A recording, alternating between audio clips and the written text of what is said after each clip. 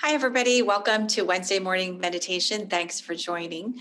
So yesterday we were talking about the three different types of Buddhism and going into that detail. And in a little bit, we talked about, a little bit about fullness and emptiness. And I wanted to start there.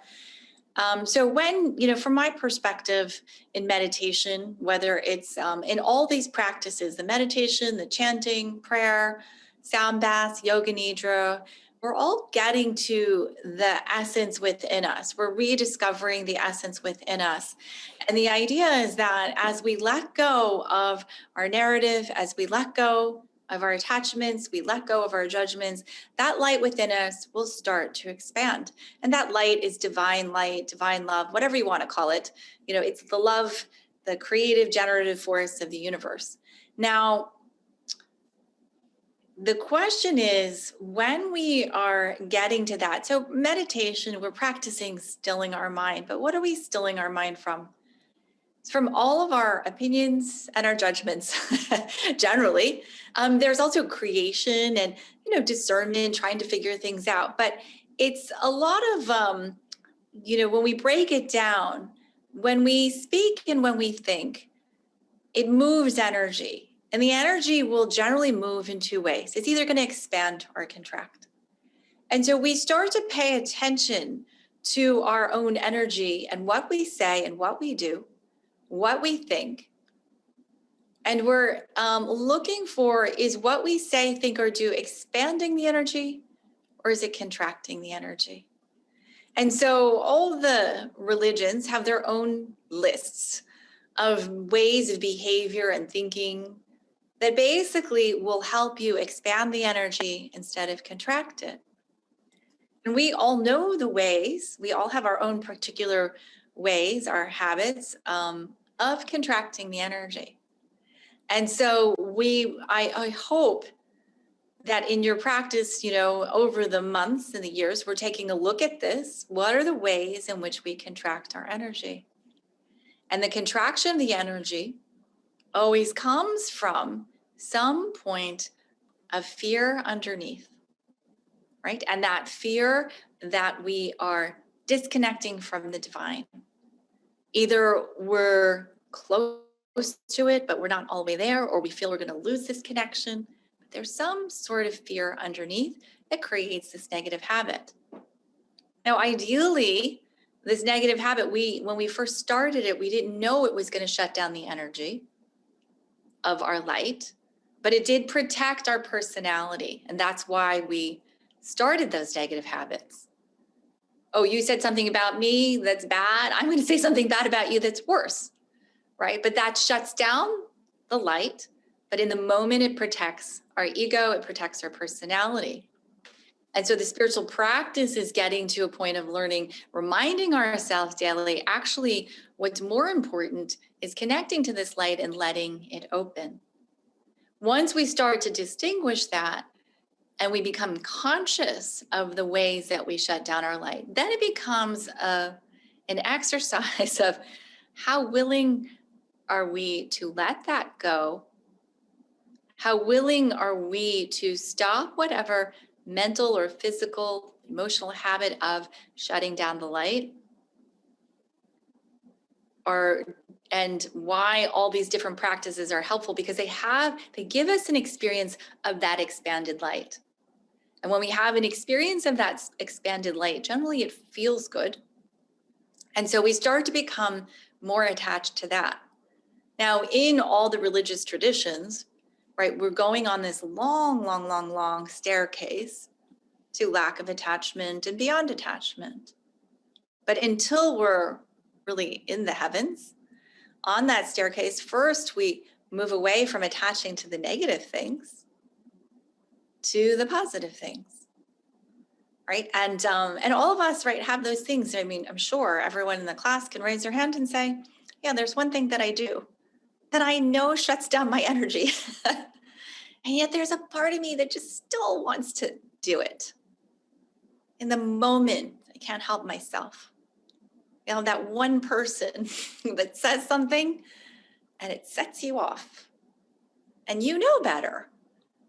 and you hear the words coming out of your mouth. You can almost see them contracting the energy, and you can't reel yourself in. And so it's something to reflect on. Why in that moment are we more attached to the action or the words that are going to shut down our energy than we are attached to opening our energy? Why is that? A lot of it we can say is neurological programming. We have these pathways that get set and then they're on reflexive mode. The words are halfway out my mouth before I realize I shouldn't be saying that. I don't want to be saying that, but they're out. But then what aspect of our ego says, well, I already said it, now what? Can I apologize? Can I take it back? Can I reword it? Does my heart want to? Do I still just want to be bad for like 10 minutes, an hour a day before I let it go? And then I actually believe, having been an acupuncturist and meditation teacher, I think it's because we don't actually have enough experiences of being in the expanded light. Because when we have enough of those experiences, then actually in the moment, when we catch ourselves, we can actually stop ourselves and shift direction. And so that's the attachment, but in a positive way. Oh, let me have this good feeling. Right? People want this feeling of positivity and fullness and bliss. Right? It's still an attachment, but it's still better than contracting the energy. But there's also another aspect to it. Some of us, when we start to feel the energy expand and we feel the impact that it starts to have on other people, it can start to scare people. Right? If you walked into a room and everybody looked at you, but in a positive way, and you feel their energy and they feel yours, and you can feel the energy coming off of you, and you feel like you're a star radiating. I don't mean a celebrity, but I mean like literally, like the sun radiating energy into the room. Is that okay to feel that way?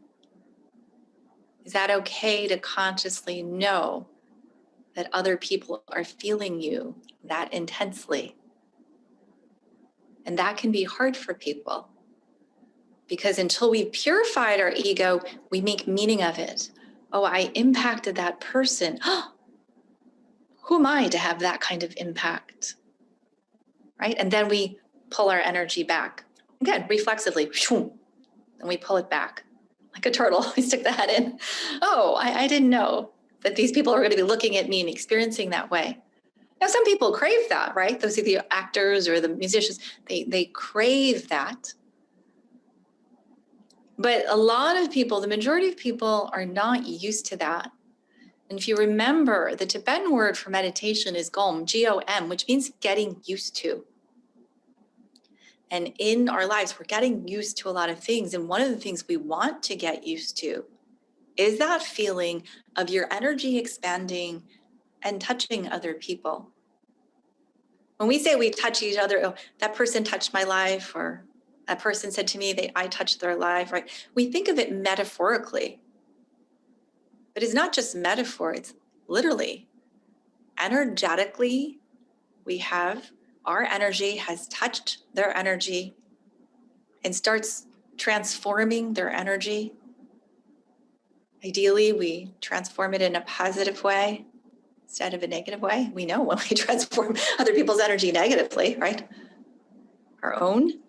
And so it's something I want you to think about and reflect upon. Would you be okay really letting your energy open? Would that be okay? And the reason I want you to ponder it is that when you start to recognize that as you purify your energy and your energy opens, it will touch other people, and you want to get used to that, and you want it to be okay.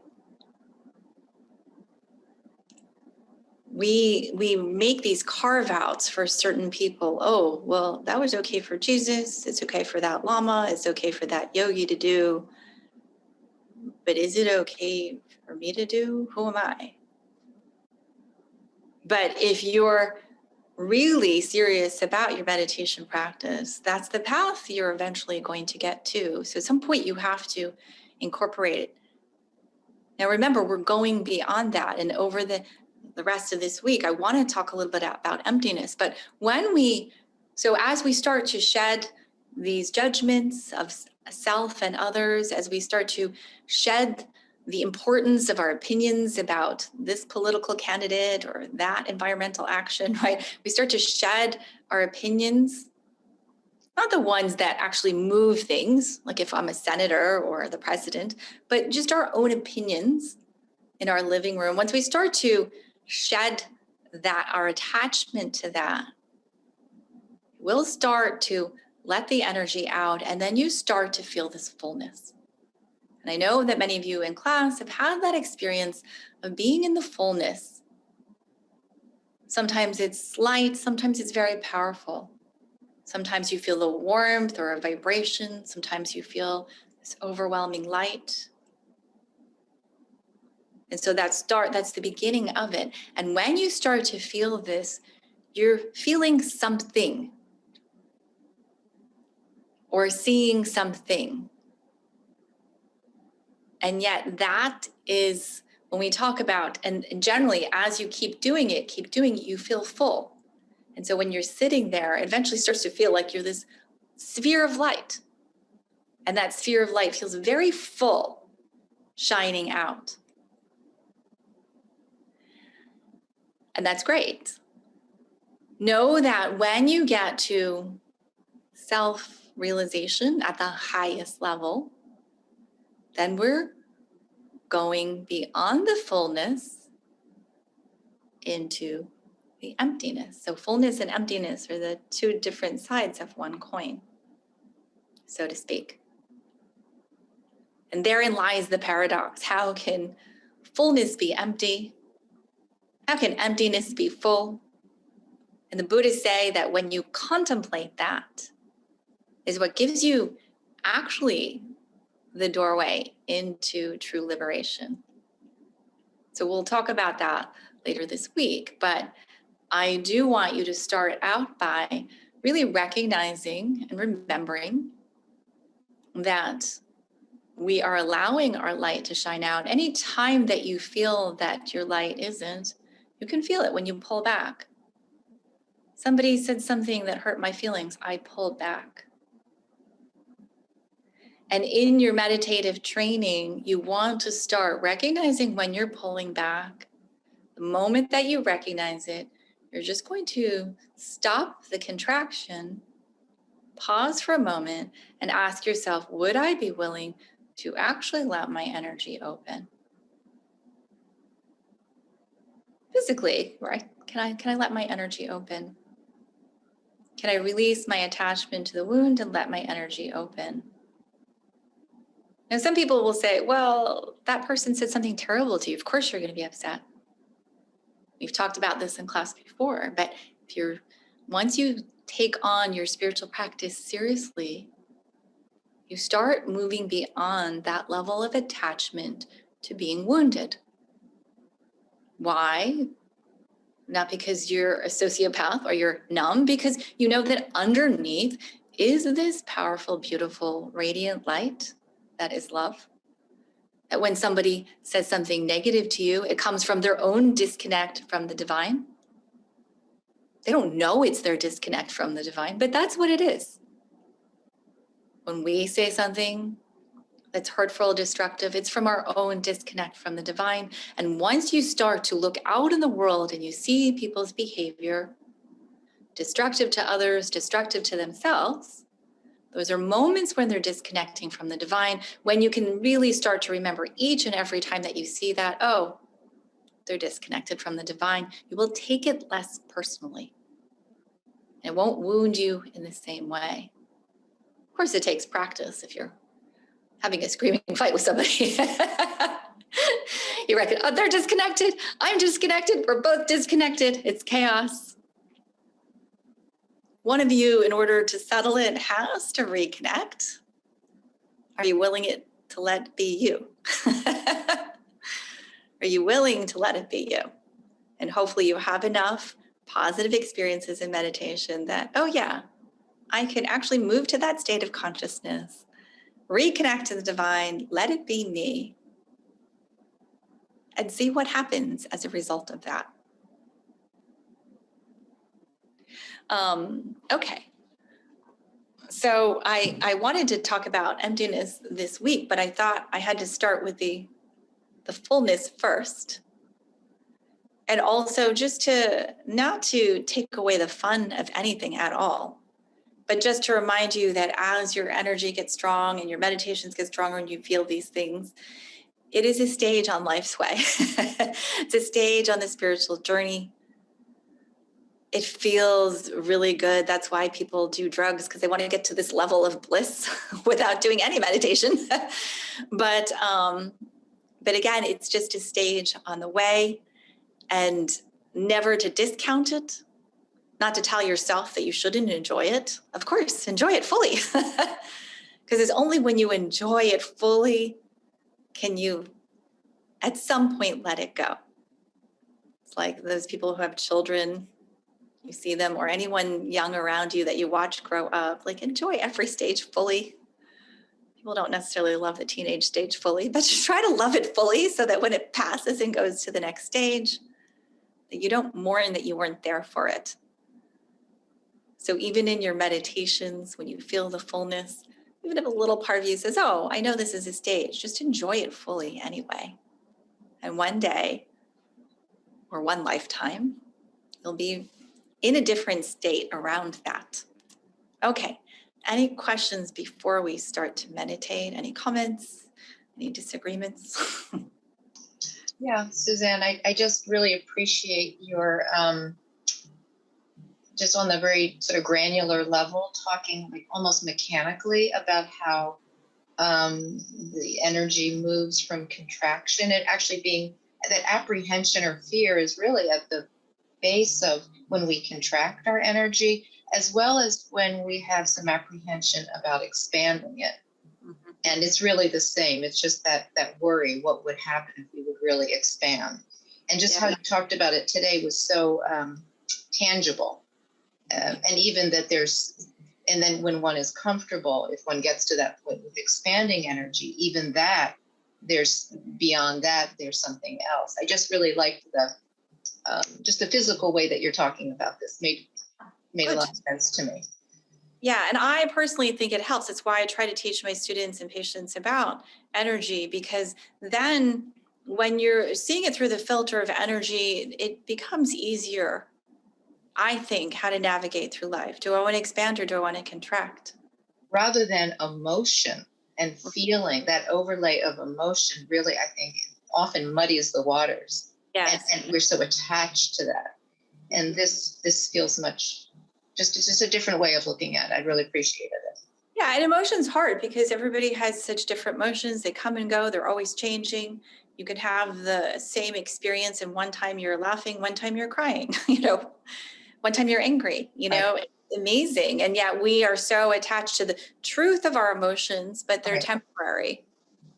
I mean, they're real in the moment, but they keep moving and changing and following the motions. And as all spiritual lineages also say, you follow the emotion, it brings you to suffering as the truth, right? When you follow the light, it takes you out of suffering. Okay, anyone else before we start? Okay. All right, so we'll go ahead and just shake out your hands. Get this open, and we'll start with our energy exercise. Bring your hands, palms face up, and you're going to bring them up and just imagine that you're bringing the light into your body. You're going to move your hands in front of your body. And as you imagine you're bringing the light in, you're also pushing anything negative out, down and out.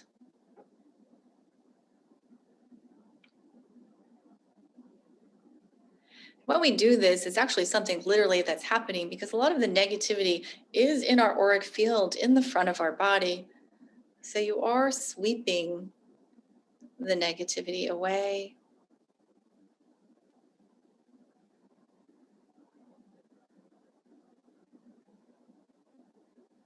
Very good. Then bring your hands up, join your palms over your head, guiding the energy through your crown, down through your third eye, throat, to your heart, gently putting your thumbs against your heart to activate your heart chakra. And we're going to do three-part ohms, which are Aum. Inhale.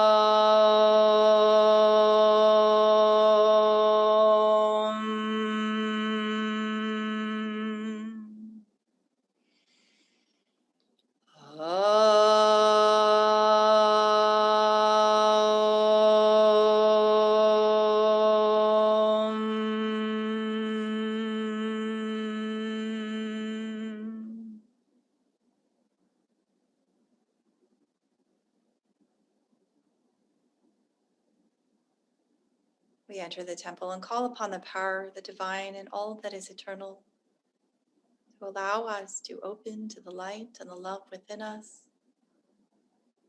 helping us remember who and what we are at our very essence.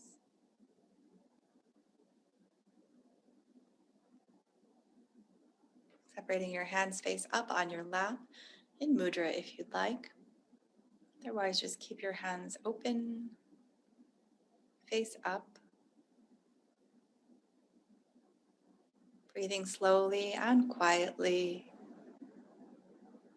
Putting the tip of your tongue to the roof of your mouth anywhere.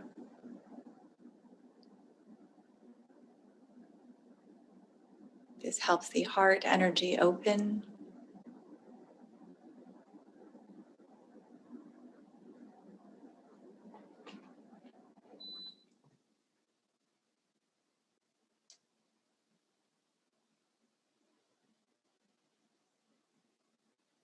Breathing slowly and silently.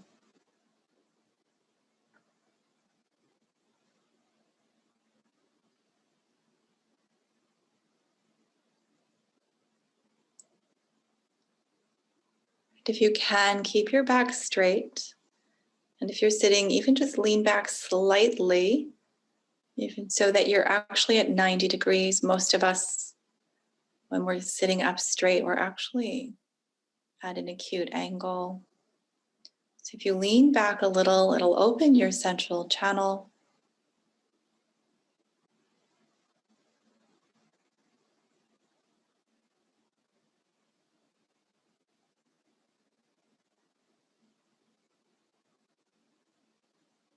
And once you feel your central channel open, be sure to allow your center of gravity to drop to below your navel. You can even bring it down to your root, your tailbone.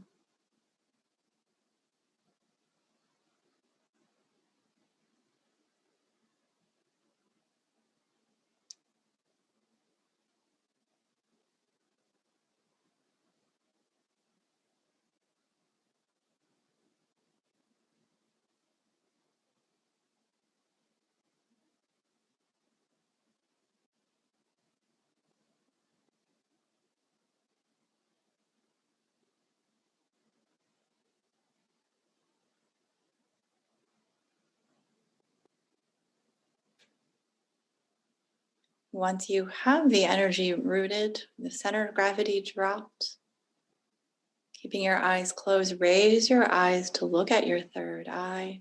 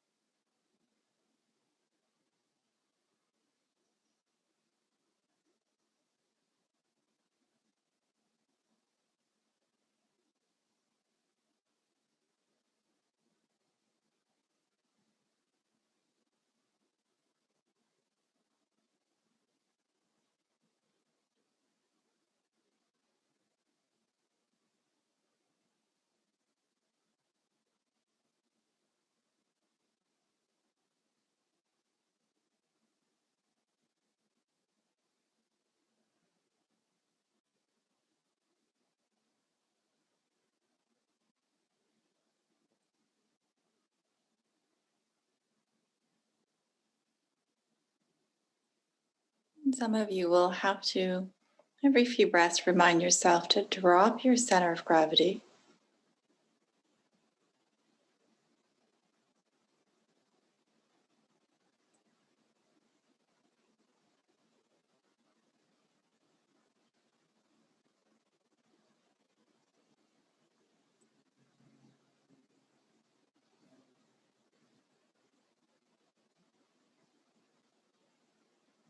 And then as we're breathing, we allow our light to expand.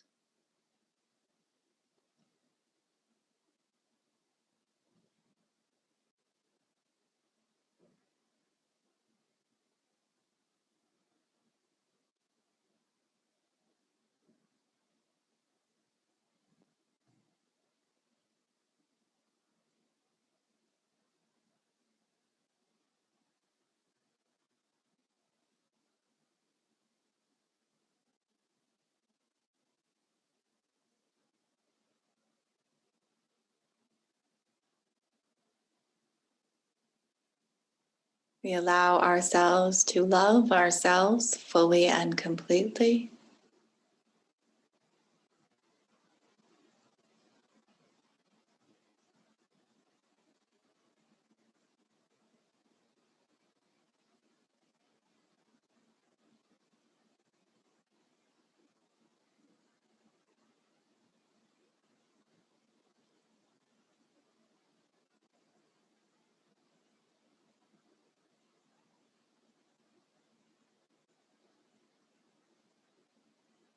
We allow ourselves to love those around us,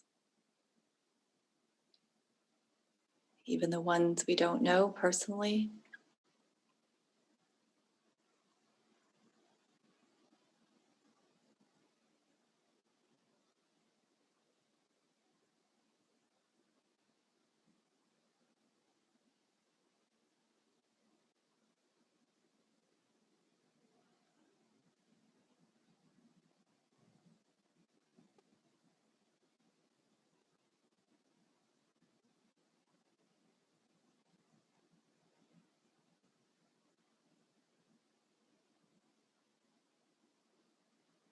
We allow ourselves to remember that every problem will eventually find a resolution.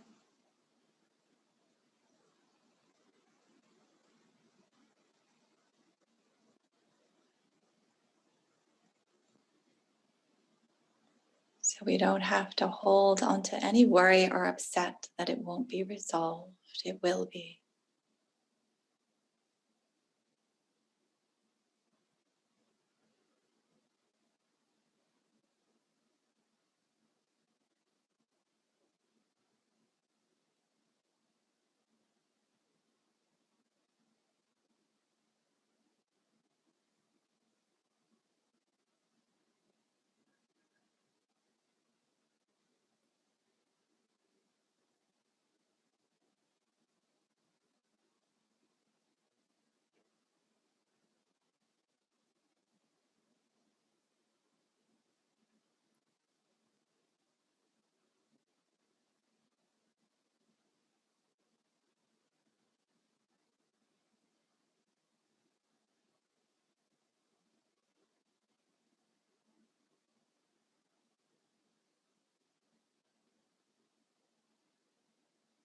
We allow ourselves to connect with the joy of being alive.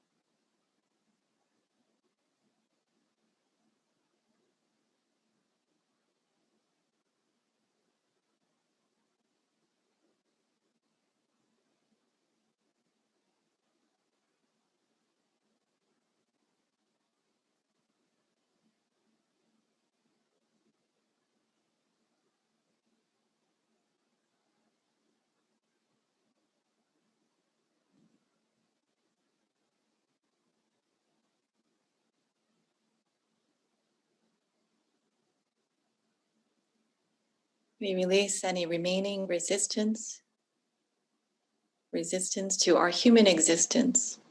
We release any being disgruntled at being alive.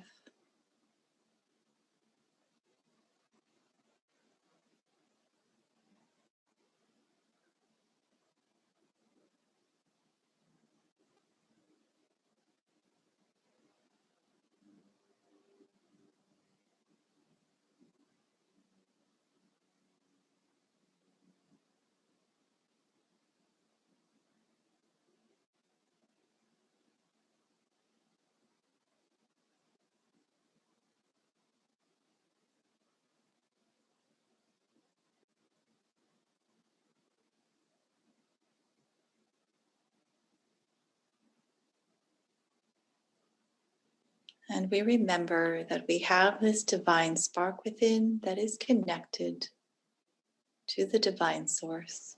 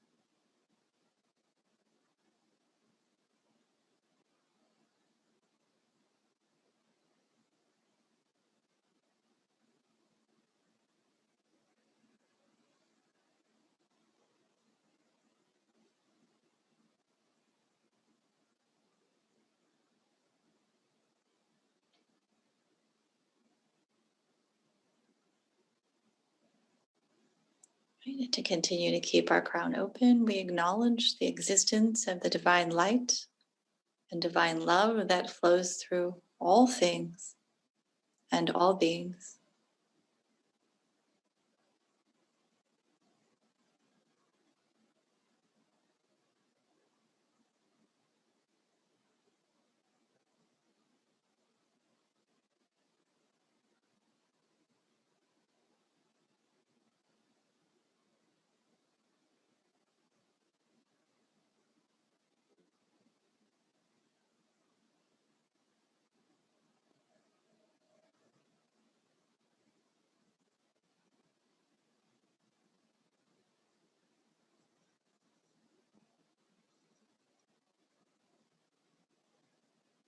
And then as gratitude opens the heart, we give thanks and gratitude for this opportunity to expand our capacity to love and be loved,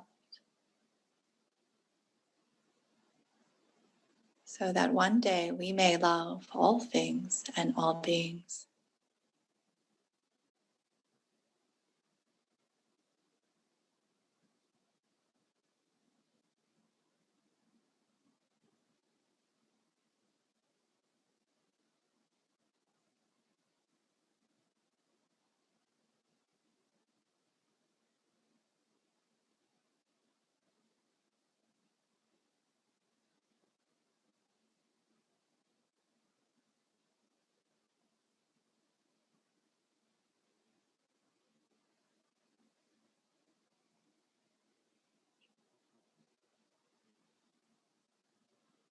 Then we ask every cell of our body to open up to the divine light and divine love.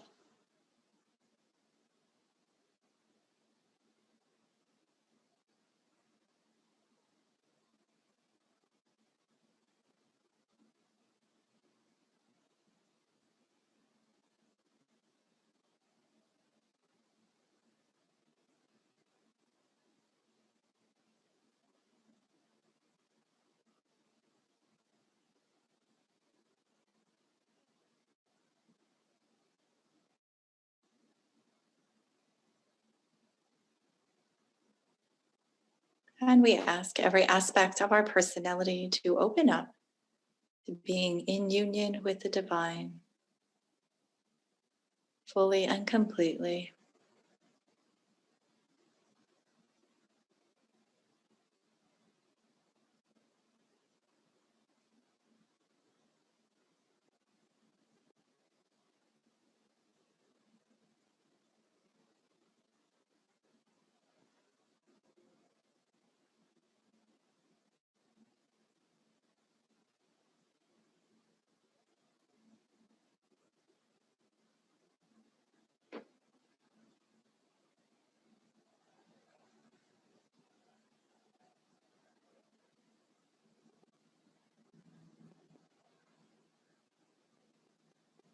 Very good. Then we send love to our mother and father for giving us birth. No matter what you think of them, they gave you life.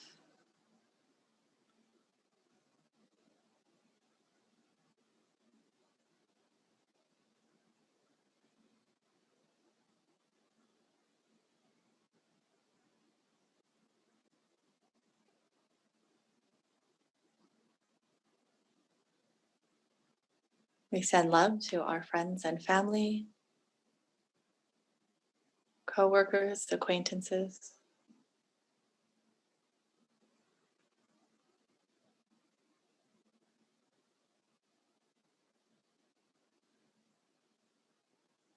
And then we send thanks and gratitude to our enemies for helping us grow,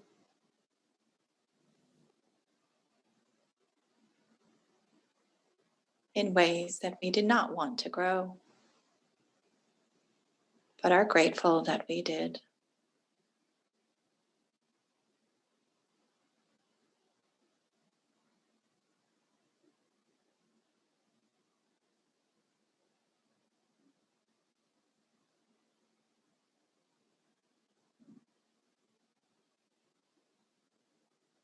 Very good. Inhale deeply and hold.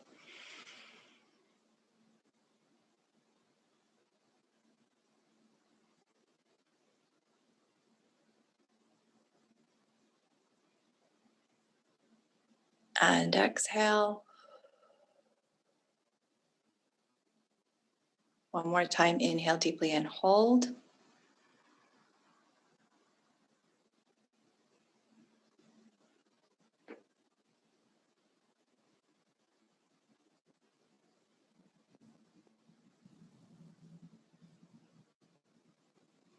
And exhale.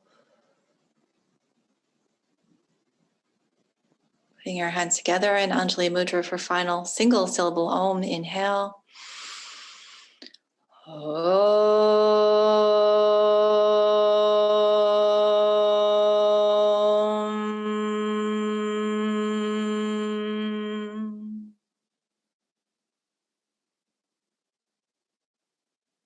We dedicate any merit we may have generated through our practice today to the relief of suffering of all sentient beings. May we all find our path to eternal bliss.